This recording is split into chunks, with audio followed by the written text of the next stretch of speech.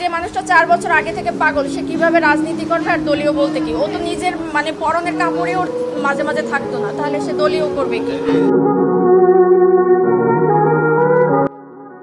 পিতামাতা হারা মানসিক ভারসাম্যহীন তোফাজ্জল, যার আপন বলতে ছিলেন শুধুমাত্র তিনি নিজেই।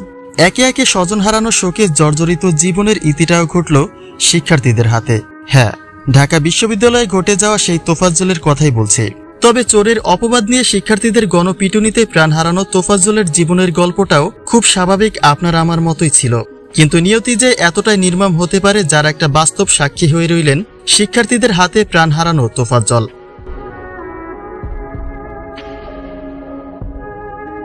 মানসিক ভারসাম্যহীন জীবনের অধ্যায়টি শুরু হয়েছিল দীর্ঘমেয়াদী প্রেম সংক্রান্ত একটি ঘটনায়। তবে তখন অবধি পুরোপুরি মানসিক ভারসাম্য তার হারায়নি। কিন্তু ভাগ্যের নির্মম পরিহাসে বাবার মৃত্যু রোড অ্যাক্সিডেন্ট, মায়ের মৃত্যু ক্যান্সার এবং ভাইয়ের অনাকাঙ্ক্ষিত মৃত্যুর পরেই পুরোপুরি মানসিক ভারসাম্য হারানো তোফাজ্জলও শেষ অবধি প্রাণ হারালেন চোরের অপবাদ কাঁধে নিয়ে। 18 সেপ্টেম্বর দিবাগত রাতে ঢাকা বিশ্ববিদ্যালয়ের এক হলে চোর সন্দেহে তাকে পিটিয়ে হত্যা করেন বিশ্ববিদ্যালয়ের শিক্ষার্থীরা। বরগুনার পাথরঘাটা উপজেলার চরদুয়ানি গ্রামের বাসিন্দা ছিলেন তোফাজ্জল। তার বাবার নাম মৃত আব্দুর রহমান এবং এককালীন সাবেক ছাত্রলীগ সভাপতি ছিলেন তিনি। কিন্তু সেই তোফাজ্জলের জীবনের গল্পটা যে এভাবে বদলে যাবে, যেটা ছিল অকল্পনীয়। মামাতো বোনের দেওয়া তথ্যমতে ফোন কলে রাত 9টার পরে তোফাজ্জলের কাঁধে ফোন চুরির অপবাদ দিয়ে 30,000 টাকা দাবি করে শিক্ষার্থীরা। তখন তিনি তোফাজ্জলের মানসিক ভারসাম্যহীনতার কথা প্রকাশ করে অনুরোধ করেছিলেন তাকে যেন না মারে, প্রয়োজন হলে তাকে পুলিশের হাতে তুলে দিতে। জানা যায় তোফাজ্জলকে আটকের পরে গেস্ট রুমে নিয়ে যায় শিক্ষার্থীরা।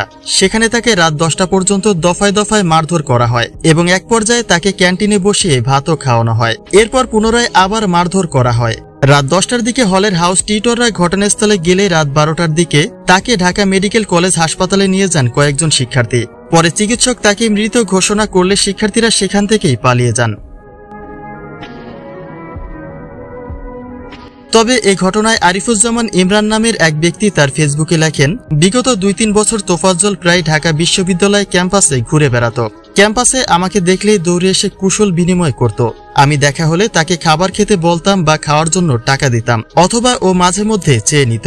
খাবার ও টাকার বাইরে ওর তেমন কোনো চাহিদা ছিল না। হয়তো আজকেও খাবারের জন্যই ওই হলে গিয়েছিল। আহা, ঢাকা বিশ্ববিদ্যালয়! ছাত্র নামধারী বিবেকহীন এই নরপিশাচদের জন্য আজকে একটি নিরপরাধ প্রাণ চলে গেল, আর ঢাকা বিশ্ববিদ্যালয় কলঙ্কিত হলো।